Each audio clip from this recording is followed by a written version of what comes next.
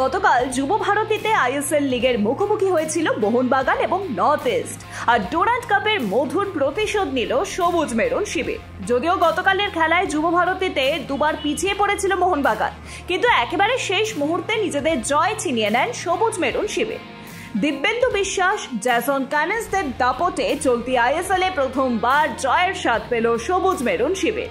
ভক্তদের উচ্ছ্বাস বাড়িয়ে এদিন মাঠে নামলেন জেমি ম্যাকল্যানেরও। এদিনের ম্যাচে জয় পেয়ে পয়েন্ট টেবিলে চতুর্থ স্থানে উঠে এলো গতবারের লিগ সিল্ড জয়ীরা।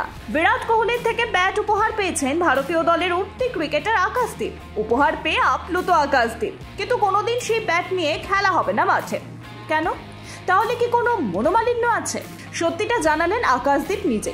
আইপিএল এর সময় কেকেআর ব্যাটার রিঙ্কু সিং কোহলির কাছ থেকে একটি ব্যাট পেয়েছিলেন, আর তা নিয়েই খেলতে নেমে পড়েছিলেন রিঙ্কু সিং। কোনো এক স্পিনারের বিরুদ্ধে খেলতে গিয়ে ব্যাটটি ভেঙে যায়। পরে অবশ্য আরও একবার ব্যাট দিয়েছিলেন কোহলি, কিন্তু রিঙ্কুর কপালে তার সঙ্গে জুটেছিল হালকা ধবক। তাই সেই কথাকে মাথায় রেখে আকাশদীপ জানান তিনি উপহার হিসেবে বিরাট কোহলির কাছ থেকে যে ব্যাটটি পেয়েছেন তা তিনি সযত্নে রেখে দেবেন।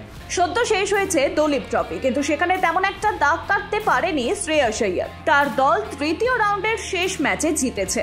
বাংলাদেশের টেস্ট সিরিজে জায়গা পাননি তিনি। যদিও এর পরেই রয়েছে নিউজিল্যান্ডের সঙ্গে ভারতের টেস্ট, কিন্তু লাল বলের ক্রিকেটে শ্রেয়সের বর্তমান যে ফর্ম, তাতে হয়তো ভারতীয় টেস্ট টিমের দরজা এখন তার জন্য খুলবেই না। দলীপে বারবার দেখা গিয়েছে শর্ট পিচ ডেলিভারিতে সমস্যায় পড়েছেন তিনি। এরপর শ্রেয়স হয়তো ফোকাস করবেন বাংলাদেশের বিরুদ্ধে টি-20 সিরিজে জায়গা করে নেওয়ার। হতে পারে সাদা বলের ক্রিকেটেই তাকে নিয়মিত দেখা যেতে পারে, যদিও উত্তর মিলবে সময়। দীর্ঘ সময় পর টেস্ট ক্রিকেটে ফিরছেন বিরাট কোহলি। বছরের শুরুতে দক্ষিণ আফ্রিকায় টেস্ট খেলেছিলেন, এরপর আর লাল বলে ম্যাচ প্র্যাকটিস হয়নি তার। ঘরের মাঠে ইংল্যান্ডের বিরুদ্ধে 5 ম্যাচের টেস্ট সিরিজে ছিলেন না বিরাট কোহলি। বাংলাদেশের বিরুদ্ধে প্রত্যাবর্তনে হতাশ করেছেন। চেন্নাইতে ভারতীয় দলের শিবির হয়েছে, তবে নেট প্র্যাকটিস ও ম্যাচের যে বিরাট ফারাক তা বলাই যায়। বাংলাদেশের বিরুদ্ধে প্রথম ইনিংসে হতাশ করেছিলেন, দ্বিতীয় ইনিংসে হয়তো বড় রান আসতে পারত, কিন্তু ভুল বোঝাবুঝিতে ডিআরএস না নেওয়ায় বড় ইনিংসও আসেনি।